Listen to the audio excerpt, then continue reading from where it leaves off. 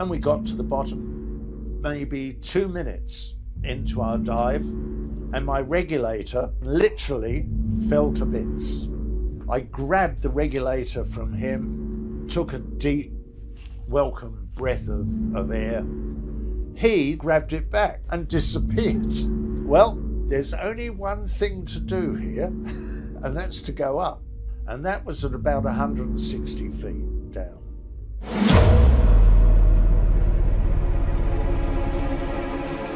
No one had any experience of offshore exploration in conditions quite like the North Sea.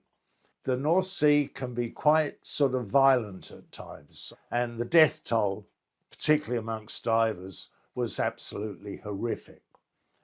In one particular year, I think they lost about 40 divers. Insurance actuaries had actually stated that the most dangerous occupation in the world was diving on the North Sea oil rigs. There was no unions as such, certainly no regulations governing diving. It was a macho sort of environment. It bred a Wild West culture. However, the money was absolutely superb. This particular survival story started on a normal working day out on a platform. 2 of us were going to be the first in. And a preliminary dive had already arranged with a lifeline to go from the drill platform down to the sea floor of the production platform. And that was at about 160 feet down. As we, my buddy and I, descended, we were the first 2 in, we descended down the line. It was inky black down there, by the way. It was dark. We could see a little sort of distance, but it was very dark. And we got to the bottom maybe 2 minutes into our dive, and my regulator went pop and literally fell to bits. And I shone the light quickly on my face to point out, out of air. I grabbed the regulator from him, took a deep, welcome breath of air. He, the miserable person, grabbed it back. I had visions of us perhaps sort of linking arms and working our way back up the line, buddy breathing, sharing the regulator.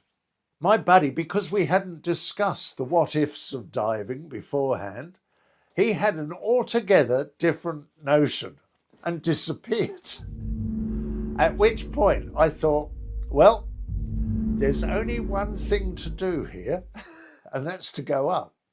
I immediately released the weight belt, dropped that, still had the tanks in place, but I was finning all the way up. I kept my mouth open. So all of the excess gas that was building up as the surrounding water pressure eased, all of the excess gas could escape without causing injury. Eventually, I reached the surface, and I was absolutely, it was mentally, physically quite exhausting. The current had carried me quite some way from the platform. Fortunately, the skipper of this supply boat that was alongside had been looking for dolphins through his binoculars and seen this thing on the surface that was initially splashing but then just sort of drifting away. And he sent a radio message to the platform, to the radio room. Have you got, there seems to be a person out there. And they sent a runner down to the other 3 divers saying, are you diving today? Yes, there's 2. Oh, they might not be down there. They might be back up to the radio room. And they sent out a message for help and assistance. And meanwhile, I was drifting and face down. At one stage, and I thought I won't be able to lift my head up. I'm just going to go. A hand grabbed my shoulder and lifted me out of the water and lifted my head up. Somewhere after maybe 10 minutes, a trawler bounced past. I couldn't do anything. I couldn't help myself. They had to get me in the nets and then haul me up onto deck, still with the tanks on. They took the tanks off and I just rolled over. I was physically ill, lying in the scuppers, face down. And then I heard this voice say, I suppose you'd be sort of quite cold and want a hot drink. And my buddy answered, yes, please.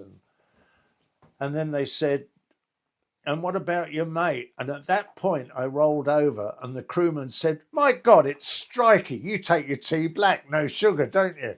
And I said, yes. I said, who helped me out there? And they said, what?